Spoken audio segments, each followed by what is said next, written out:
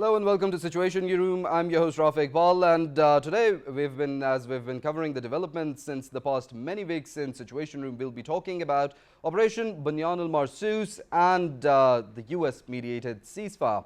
If we talk about the backdrop of Operation Banyan al-Marsus, we saw how propaganda and provocations along with aggression was continuing from the Indian side, despite Pakistan showing restraint, despite Pakistan calling on the international community, trying to de-escalate tensions in the South Asian region and urging the international community to also call upon India to stop its provocations and aggression. But despite showing enough restraint, Pakistan having the right to respond for its self-defense and protecting its territorial integrity and sovereignty, responded with Operation Banyan al-Marsus. If you talk about the Indian propaganda, it started off with the Pahalgam false flag operation, India using it as a pretext to carry out its unilateral and illegal actions, as it has been doing so in the past as well. A similar incident that India tried to do in 2019, but this time with its propaganda and war hysteria, it stands exposed in front of the whole world. We also saw how India faced diplomatic pressure with regards to its provocations and aggression, but there was also no evidence that was being provided with regards to the Pahalgam false flag operation. The Pakistani side, Prime Minister Shehbaz Sharif, had called for an impartial, neutral international investigation into the incident. After this, questions were being raised from within India, but we saw how the BJP leadership, how their loud media went criminally silent when the own Indian masses starting raising their own questions. But in the aftermath of Operation Banyan al-Marsus, the Pakistan army, they gave a befitting response to the enemy. Of course, a response that India will remember for decades to come. We talk about how they carry out propaganda against Pakistan, whether it be their Bollywood movies, whether it be their Bollywood-inspired electronic or mainstream media. They leave no stone unturned to spew venom against Pakistan, but with the response, of course, it gives enough content to the Indian side to create Bollywood movies for decades to come. We'll be talking about Operation Banyan al-Marsus, how it targeted different military installations in India. S-400 air defense system of India, the pride of India, it stands destroyed. Multiple air bases were also struck. The BrahMos missile depots have been neutralized, and all of this is subject to confirmation by the security sources. But of course, heavy casualties and devastation caused on the enemy by the Pakistan armed forces. And of course, a very brave and proud nation, the Pakistani nation, and the armed forces have given it another moment to be proud of its security forces. That's what we're seeing, and it's celebrations all across the country as a ceasefire mediated by the US President Donald Trump was also announced, and Pakistan's Deputy Prime Minister Mohammad Ishaq Dar, he also tweeted confirming the ceasefire that was reached between Pakistan and India. So we'll be talking about the developments in the South Asian region, the heightened tensions that we saw, and now the ceasefire that is in effect, mediated by the US, and the way forward. We'll be deliberating on different aspects regarding that. In the studios, we have been joined by Nida Salam, who is an Indian affairs expert, and on Zoom link, we have been joined by Fakhar Yousafzai, who is a senior journalist. I'd like to thank you both for your time and being part of the conversation. Starting off from Ms. Nida, of course, the developments that we saw in the region, heightened tensions, the epitome of heightened tensions that we're seeing in South Asia. The whole world was on the brink of chaos because two nuclear-armed countries in such direct confrontation with each other. Pakistan responded very effectively, despite showing restraint since the past many days. But with Operation Banyan al-Marsus, we know how there's celebration in the country, and a ceasefire has also been reached. Your comment on the developments that we've seen in the past weeks and the situation as it is now. First of all, congratulations to the Pakistani nation, valiant armed forces of Pakistan, and a very responsible state and national media of Pakistan. India has drastically failed nationally and dramatically failed in an international arena. Let's recall their failures. All right, failed Prime Minister Modi, arrogant, aggressor, fascist mindset. Failed Air Force. They used to tell to the world, oh, they used to flax about Rafales. Daunted, crumbled, done, dusted. And failed in missiles. How they attacked their own Punjab region. And there's one thing I'd also like to add. What about the media? I'm going to talk about that right now. Failed, falsified, fake media. mother of the fake news around the world, has been exposed. Failed in technology. They used to tell to the Western world, especially the European Union, since last 2 decades, oh, we are cool in tech, we are better than the Western world. And we assume that. In reality, let me add for your audience that they have been exposed. News channel defaced, electricity put down, database stolen, leaked, Kashmir Electric, Delhi Gas, Indian Railway, BJP websites, windmills, you name it, shut down. What happened to your advanced technology and tech? They are unable to protect their own military installations. Barmus, I hope I am pronouncing right, Udhampur, Pathankot, Jalandhar, Chandigarh, Rajasthan, Delhi region, they were all targeted, right? The message is very clear. We will not let you to dominate the region on your falsified claims, on false flag operations, on inequality. We are Pakistan as a state, Islamic Republic of Pakistan, are the backbone of the region. And we rewrote the narrative. Like embarrassment, what else I can say? Well, embarrassment, that's a very, very correct way to put it. And Ms. Nida, of course, the way you've put it, of course, as on the one end, the armed forces giving a befitting reply, on the other, of course, with responsible journalism, we talk about how the Indian side faces such an embarrassment. I'd like comment from Mr. Fakhar Yousafzai as well before we delve further into the conversation. Sir Fakhar, of course, when we talk about the developments that we see at the moment, congratulations to you, to the armed forces. As the Prime Minister Shehbaz Sharif, in his address, he also hailed the security forces and saluted them. And what we see on the Pakistan side, how there's consensus amongst all the political forces, amongst all the military and civil leadership, and how the nation stands. Of course, it's a very brave and proud and patriotic nation, and how we saw it standing shoulder to shoulder with the armed forces in these challenging times. We're on the other side, when we talk about the Indian side, the BJP-RSS nexus, it has been pursuing communal politics since very long. We saw in these challenging times, there was panic and chaos within the Indian society. I'd like your comment on the situation that we see with regards to Operation Bunyan al-Marsus, the ceasefire, and the difference that we saw in the societies of both the nations. Thank you very much, and of course, congratulations to all of you who's watching this transmission everywhere around the world. But I think I will say this is the extreme good opportunity for Pakistan. A nation is united after this incident, and I think so. This India-Pakistan clashes, or this India-Pakistan war, I will say that the Pakistani nation and the government and the institution is on the one page. This is I think so this is the most beautiful thing from all these which we have seen from 22nd of April, that India is deciding that they will attack us, they are trying, they are threatening us, and each and everything. But after 6 and 7, when India attacked in some areas of Pakistan, some cities in Kashmir and Pakistan, after that, the Pakistani nation and the Pakistani forces decided that we will retaliate and we will respond them. But we will tell them how we will do this and how we will do that. After that, of course, we all the people have seen that movement on the 10th of May, 5 a.m. in the morning, when the first Fateh 1 missile fired from the launcher, and I think so those missiles hit it in so many places of the India, especially their air bases and the military installation. Of course, the people of Pakistan is, I will say that yesterday I was in Rawalpindi and Islamabad, I was meeting the people. They was really happy and they was appreciating all the process. Of course, they in the beginning they were raising so many questions that the forces, why the forces is not responding them, why they are not attacking India.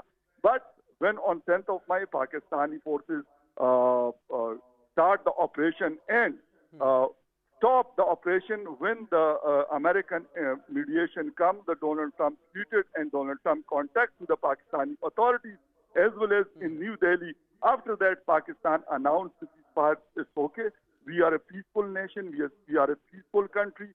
We don't want a war with anyone in the world. But if someone is trying to threat us here in this region or somewhere else, of course we will respond. And I will especially appreciate the Pakistani Air Force. Of course, all the forces participated, the Navy, the ground forces, Pakistan Army, as well as Pakistani Air Force. But I will say the Pakistani Air Force played a very vital role, which is, I think, now a case study in around the world, and international media, international think tanks are watching this very closely. That dogfight they are talking about right now. I was reading some articles from the international media everywhere. This is the headline: Pakistan versus India. What Pakistan did with India on the 10th of May, I think so. This is the headline everywhere, which is, I think so. I will say this is a prize for all of us, for all the Pakistanis, because in the beginning, as we have seen the Indian media, what they exaggerating the thing. They said that we captured the Karachi, we destroyed the Karachi, Lahore, Rawalpindi, everywhere, Sialkot, Shakargarh, but the city, we can name that. But after that, when the realities come, Pakistan announced the operation. We are coming and we will attack. The Indian side was engaged in misinformation, and of course, I'm coming towards that. I'd like comment from Ms. Nida first, then I'll take your take on that as well. Ms. Nida, when we about misinformation and this incident in particular, and the Indian media, right from the Pahalgam false flag operation, we saw how there was a loud jingoism, war hysteria being propagated from the Indian media, how their anchors were very loud, how their analysts were very loud, and how there were very irresponsible statements that promoted war that were being seen from the Indian side. Along with that, we also saw fake news, misinformation and propaganda that was being propagated on a very large scale. We're living in digital times when the world community, all the international community, is focused on curbing misinformation as a threat to the entire peace and progress of the world. And at the same time, we see India with its misinformation campaigns, their media doing misinformation and carrying out such campaigns with immunity from all that is going on in the world. What do you say about that? And of course, the Indian media propagating war and promoting it when there's two conflicts going on in the world already, and of course, trying to plunge the South Asian region into such chaos and turmoil. All right. As far as Indian media is concerned, since decades, they're practicing fake news. They're the mother of the fake news. So the question here is that they have been exposed now, you know, during this critical time. Warmongering, Pakistan was never ever in the favor of the war. Wars are destructive, devastatingly cruel actually. We have seen our neighbors, Afghanistan war, after 18, 19 years, what happened? Doha talks and then fall of Kabul. We have recently experienced Gaza, Israel and all that. So Pakistan has shown a lot of relentless readiness, resolve, patience, tolerance. But when India tried to attack on their sensitive places within Pakistan, so that was the red line, that was enough. One thing I would like to mention here, considering the current circumstances, that I don't know that how this thing will unfold further in terms of ceasefire and all, but India and the history will remember the name JF-17 Thunders and Syed Asim Munir. Well, definitely, of course, and not just India. I think the whole world is going to remember what military might Pakistan has shown with regards to Operation Bunyan al-Marsus and in the face of Indian aggression. Mr. Fakhar Yousafzai, of course, when we talk about misinformation, you also being a journalist, a senior journalist, misinformation is a very big problem. And we also know the EU Disinfo Lab, it had busted India for its misinformation, for its part in misinformation campaigns earlier as well. Now it stands exposed in front of the whole world with regards to its misinformation campaigns, its fake news and the war hysteria that it propagates. We also know AI was also playing a very critical role with regards to the visuals that we were seeing on the Indian media. Of course, they were fabricated, but feeding lies to their own people. We also saw after the Pahalgam false flag operation, when the Indian masses started raising questions, when the international community started raising questions, the Indian media that was very loud just went criminally silent. And now, in the face of all this propaganda and all that we're seeing, the damage that has been caused in India, we also see that it's not being reported in India and their own masses are being kept in the dark. With regards to that, well, how would you comment on Indian misinformation campaigns, the role of their media being very responsible and creating sensationalism, promoting war? Your take on that? Yeah, of course, I 100% agree with you. Their media was exaggerating the things on daily basis, and they were trying for that. Why not the Pakistan and India is coming in the ground and fighting each other? Why they are not starting the war? We have seen all these things. You are talking about the misinformation. It's the 7th May in the night.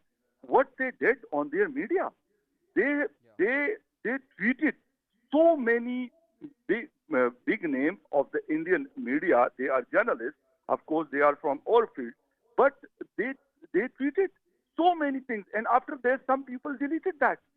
Some TV channel apology after that. They come for the apology after that. But why?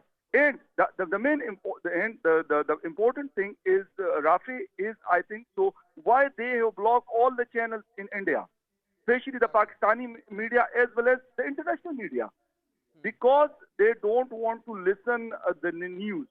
They actually want that they want to listen that news which favor them. Other side, I think so, as a journalist or as a person, of course, I would like to watch a news from both the sides, not from the one-sided picture, but they are going with the one-sided picture. I think so. They exposed badly. I think so in the international media.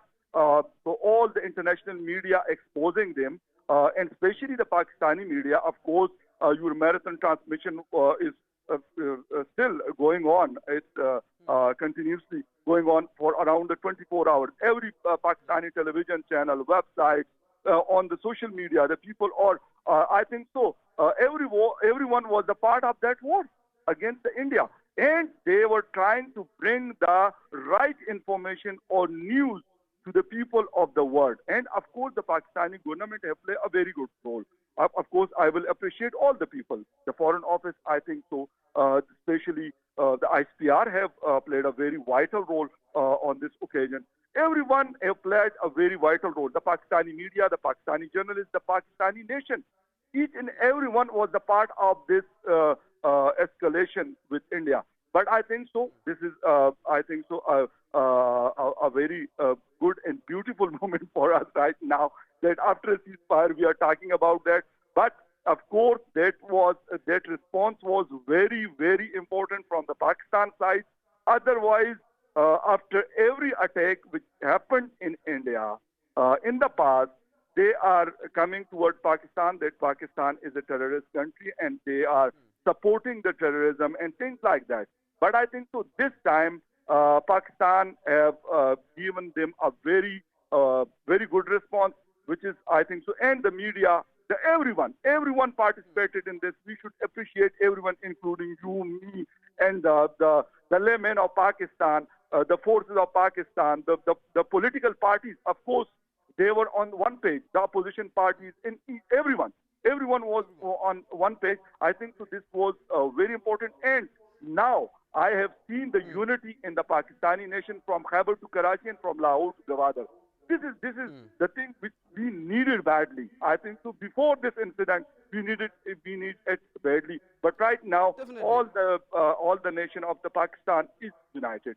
And I think so that it's because of India. We should give them of course I will give them a credit for all these things, that now we are united and Pakistan respond them very well. And all the international media, the international community are talking about that how they were agree for the ceasefire. Before that incident, they were not agree. Pakistan told them that we want to open investigation from the third country. They can do this. But of course, India was not agree, and they were not accepting anything from Pakistan before this incident. Definitely. We are from Pakistan and Pakistan is from us. Ms. Nida, of course, when we talk about this misinformation and the propaganda we see on the Indian side, of course, misinformation is a big issue and the Indian media is not an exceptional case. It always has to follow the norms and laws that are being implemented internationally. Uh, First of all, there's two legs to the question that I'm going to ask you. Of course, when we talk about misinformation, it is an issue and it is something that is recognized by the whole world. When we talk about the Indian media carrying on their misinformation campaigns, the EU Disinfo Lab has also exposed them in the past. Accountability for India, and of course, it's not just their media. When we talk about their government, even the BJP regime, it has been pursuing communal politics since very long. There's no acceptance for dissent in India. There's freedom of expression that is being curbed. The minorities in India are being persecuted, whether it be the Muslim community, whether it be the Hindu, lower caste Hindus, whether it be the Christians, the Sikhs, they're all being persecuted. And we also know that India's strategic allies, some of them are the champions of human rights, as they call themselves. But despite that, India continues with all its oppressive policies with such immunity. Do you think it's high time that the world community and even India's own allies take cognizance of what their ally has been doing in the dark and how it is affecting their own reputation as well? All right, as far as the fake news, falsified claims and false flag operations are concerned, first of all, the international community, the world leaders should hold Modi accountable for that. Exactly. He should resign and go home. International embarrassment is enough, number one. Number two, very importantly, I would like to add here, in the Western world, in Britain, you know, on fake news or falsified claims, there's high scrutiny from the court floor, accountability. In India, I don't know what the courts are doing, and they're allowing the media, their national media, the state media and other media houses are openly making false claim during this stressful time. They were claiming that, oh, we have taken over Islamabad, and we were enjoying in Islamabad, by the way. Where are that claims? So I think as far as international laws are concerned and as far as the national laws are concerned, they are all in practice, but the implication is the question. Secondly, very importantly, I would like to add here that for how long they will rely on these false claims.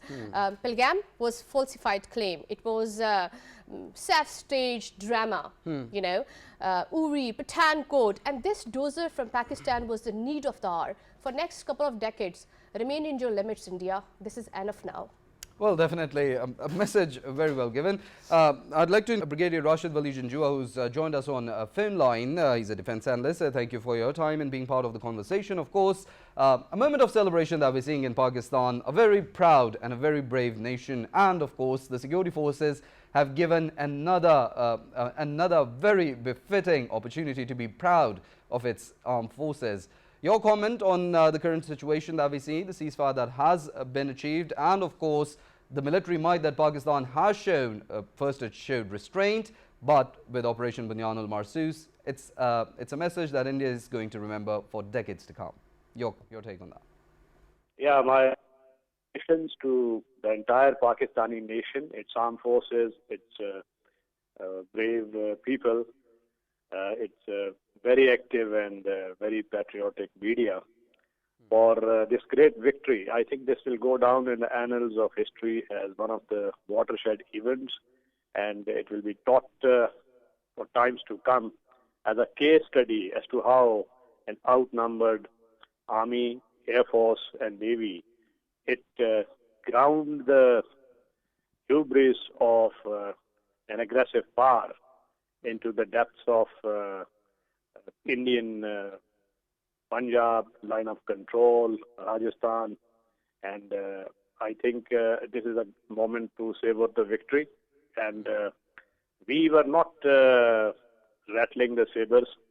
We did not want war. It was a war imposed upon Pakistan.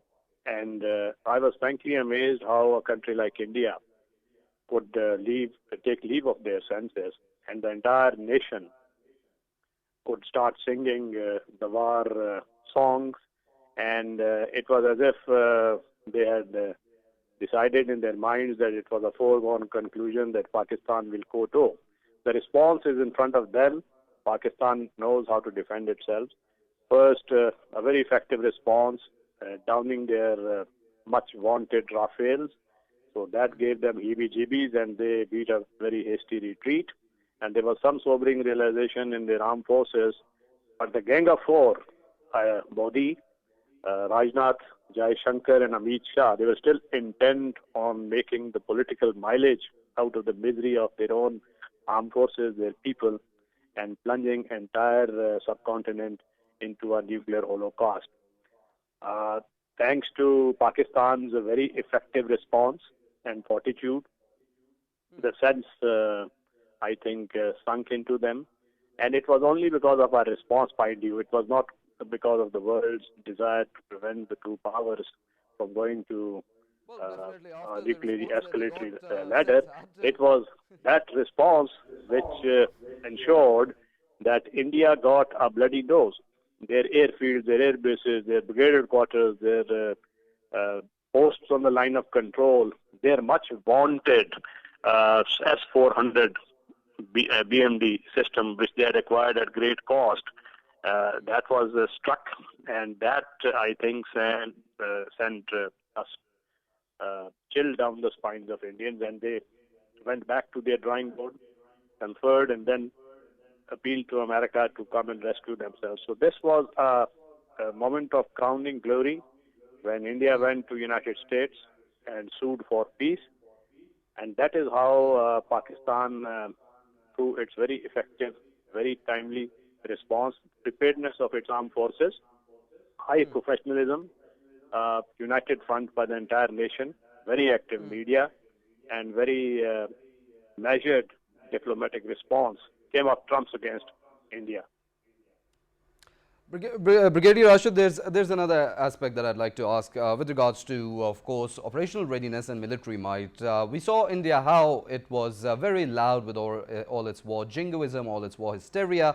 Pakistan was showing a lot of restraint, and the responses by the Pakistani side were very well measured and responsible. This is something that the world community also acknowledged. But when we talk about the confrontation between the security forces of the two countries with regards to Operation Bunyan al-Marsus, the response that Pakistan gave to the Indian side, we saw how a heavy damage was inflicted, and damage that the enemy is going to remember for decades to come. Of course, it gives them a lot of content for their Bollywood movies as well. But the question that arises is, and this is a question that is being raised from many analysts and quarters, it's not the man, it is the man behind the wheel, not the machine itself. And we saw how the valor, the courage, and the bravery of the Pakistan Armed Forces, how they responded, and the operational readiness and might that we saw with regards to Operation Bunyan al-Marsus.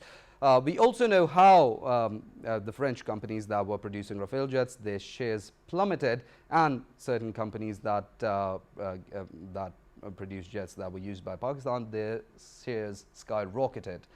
Your comment on that? Yes, this is a very important component of this whole standoff. Of course, when the data will be fully mined and in the piece of their analysis box, the analysts and defense experts would analyze and write about this whole thing. There would be a whole raft of lessons for military strategists, for diplomats, and for the students of military history as well, as to how a nation which wanted to defend itself and wanted the nuclear deterrence to be restored, defended itself against a bigger adversary intent on attacking. You have raised a very important point about the military preparedness and the approach. Yes, something needs to be understood, that while India invested a lot by way of its military spending, I think it's one of the leading military hardware exporters, and it's spending a whole lot on the whole spectrum of air, land, space warfare. But I think it laid too much emphasis on platforms, and it did not. It ignored its the armed forces, the right investment in the human resource. They came up with the schemes like Agniveer, where experienced manpower was retired, and they were given a short time horizon, and a lot of valuable, well-trained manpower was wasted. So there was a lot of discontent and demotivation in the Indian Armed Forces, one thing. Secondly, as I said, this age and this era of modern warfare is about network-centric warfare, which means that it would not be platform against platform, ship against ship, aircraft, Rafael against F-16. It would be the whole system, and that network is enabled by data, communication, electronic warfare, radars, jamming, artificial intelligence. So there is a whole system support that needs to be integrated, and then the military platforms operate within unison with the help of that system. So while Pakistan, knowing fully well that we are outnumbered, we can't spend as much as India, we invested in the right systems. Like, for instance, our Air Force invested in airborne early warning systems, the right communication means, the right platforms which could have the right BVR missiles, the right communication equipments, and then data links between them, and then training. So the whole common operational picture at any one time was available with Pakistani pilot and Pakistani radar operators. They were operating hand in gloves, while the Indian pilots, they got blinded because their radar system, their electronic warfare suites, their ground radars, they were not operating as a system. So I think this was one large part why Indians failed to come up trumps against Pakistan. And Pakistan armed forces were better trained, better motivated. Here, the motivation level is at its optimal. It's preparedness, training, and motivation. And then Definitely, using Brigadier Rashid. And of course, the strategy that was being implemented by the military leadership has proven itself how successful it is in the face of Indian aggression and in light of Operation Bunyan al-Marsus. I'd like a comment from Mr. Fakhar Yousafzai as well. Brigadier Rashid Wali Janjua, for your time and your valuable insights, always appreciated. Mr. Fakhar Yousafzai, of course, we talk about military might, operational readiness. Pakistan has demonstrated that and caused devastating damage on the Indian side. But when we talk about the diplomatic front, we also saw how the US-mediated ceasefire is in place right now, and India, what it was claiming earlier, that Kashmir is a bilateral issue, it now stands as an international issue once again. Of course, India also faced diplomatic pressure with in the past few days that we also saw, and a Pakistan stance being supported by the world community. Your take on what we saw on the diplomatic front in the past weeks as well? Yeah, of course, this is very important for Pakistan that the Kashmir issue is coming once again on the international front, and all the international community accept is a very important issue. This is not the bilateral issue between India and Pakistan. Pakistan is accept this, but India is not accepting this issue. And as India did in 2019, as they have removed the 370 and 35A in 2019. After that, they convert that area to the Union Territory of India. And of course, Pakistan is raising this issue on every platform of the world, especially on the United Nations, in front of US, as well as in the OIC. Pakistan is doing this, but as well as the diplomatic front is concerned. Of course, I have seen two of our ambassadors was interviewed by the international media in US and in UK. And of course, they have defended Pakistan very well. And of course, I will appreciate them, as well as our the Pakistan Foreign Office, the Pakistani Foreign Minister Ishaq Dar Saab. Of course, I will appreciate them. He done his job is very well, and he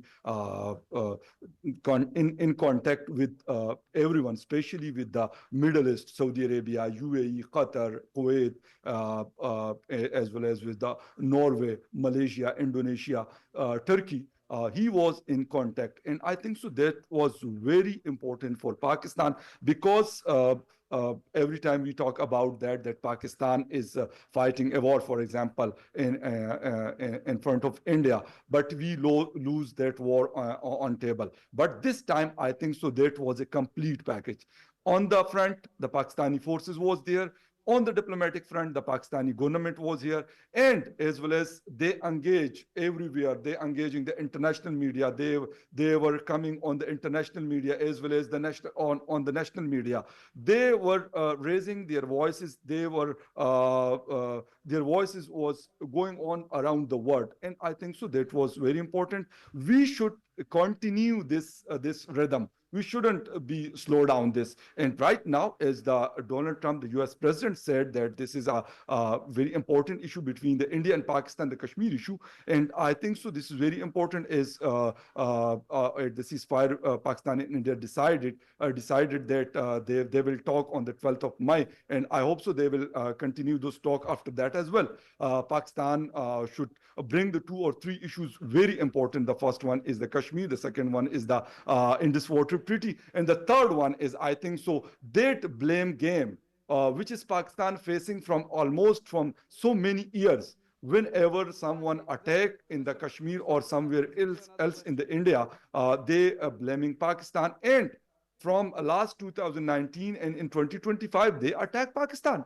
Of course, Pakistan should raise this Mr. Fakhar, issue. that brings me to another question, and I'd like your quick comment on that as well. When we talk about this Indian blame game, there was talk by the United Nations Secretary General of mediation between both the countries. Before that, even Moscow talked about that. But when we talk about Pakistan's side, is it mediation that we want, or is it accountability for India's illegal and provocative actions that Pakistan needs, and not just Pakistan, that the entire region needs for peace and progress? Yeah, of course, that's a very valid point which you have raised, that accountability. As I have said, that if someone attack the Indian people, or which we condemn that, now also we are condemning that incident, the innocent people was killed by the terrorists. But the thing is, this is not a way that you will attack Pakistan for each and everything. This is not a way. I think so. You should talk them. Our government was said that we want to talk with India. Of course, we want to investigate this issue. Not the Pahalgam is not the first issue, but Indian government was not ready to listen Pakistan. Of course, they were trying to attack Pakistan, and they did. But as Pakistan gave them a very good response after that, I think so the India understand that Pakistan is not an ordinary country of the world. Of course, if we will attack, if we will fire one missile against them, they will fire 2. This is I think so very important. Thank you for your comments, Mr. Fakhar. Of course, I think if India did not realize that, well, they were undermining their neighbors, and of course, it is high time and a lesson learned for them not to be overconfident. Mr. Fakhar Yousafzai, thank you for your comments and your valuable insights into Operation Bunyan al-Marsus and the US-mediated ceasefire, and of course, presence in Situation Room. Coming towards Ms. Nida, Salam. As we talk about the way forward from now, the Indus Waters Treaty, India holding it in abeyance. The Kashmir dispute, of course, the revocation of Article 370 and 35A. They used the Pulwama attack as a pretext for their illegal and unilateral actions back then as well. And even before that, they were obliged and they made international commitments to hold a plebiscite in occupied Jammu and Kashmir. They didn't do that. Your take on the way forward from here? All right, let me align my answer with your previous question as well. Yeah. As far as the fake news is concerned, India is still lying. The media is lying that Pakistan has asked for ceasefire. No, not at all. Please kindly go and read the CNN newspaper, their news. And Robertson, he recently claimed last night that India begged the mediators for the ceasefire, okay? And please don't lie more furthermore. Okay. Would you like to repeat your question quickly? Yeah, the question was that India has been using the false flag operations as a pretext. Yes. Unilaterally, India abrogated Article 370, a special status of Kashmir. That was bullying. That was against the United Nations resolution. Again, I think now the mediators should take the responsibility. Whoever they are, the main player. There's another very important question here. The international friends of India should consider that whether their nukes are in the safe hands, where their prime minister is so insane, where their military has failed, where their army on the soil, they were showing the white flag, you know, so they left their check posts. So now the question here is that whether the Indian nukes are in the safe hands. I strongly believe that no, not at all.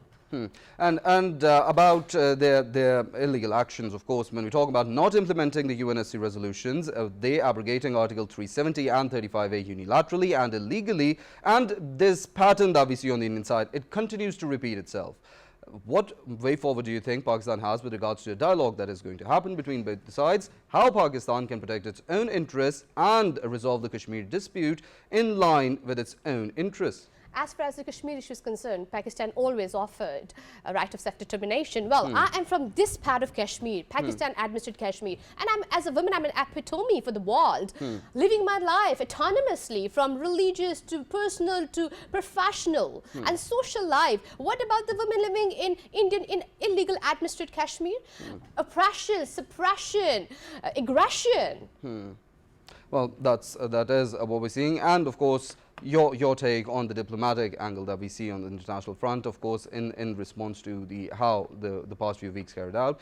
We saw how Pakistan, as it has been repeating and highlighting the Indian aggressions, Indian provocations, and Indian nefarious designs, its hegemonic designs. The Five Eyes, they also gave evidence of that. India's own strategic allies, they snubbed it for its illegal and extrajudicial actions. Pakistan has been talking about this since a very long time. This is the right time when the world community is taking cognizance as well. As far as diplomatic fronts are concerned, Pakistan has played very well. Pakistan explicitly to the world that what India has been doing since decades, and please open up your eyes, this is enough now. And as far as the armed forces of Pakistan are concerned, they said, don't mess with us, forget about the past. And you know what, they were very restrained. India and Pakistan are two different states in conflict, but they represent two different strategic moralities. Pakistan and their armed forces strongly believe on Islamic doctrines, never attacked on children and women or weak people. They only attack their military installations. As far as India is concerned, they attacked on innocent children, women, and residential areas near to the borders of the Kashmir. So that's the biggest difference in morality. As far as human rights are concerned, I'm an example here. Like, I'm exercising all my human rights. What about the people there? As far as equality is concerned, Pakistan is a state constitution. Believes on that. What about there? So we lax in every aspect in other part. Well, speaks heights of the difference in mindsets, the difference in ideology that we see. Pakistan, of course, as Quaid-e-Azam has said, the founder of the nation, how there will be religious tolerance in the country, how there will be respect and regard for all religions.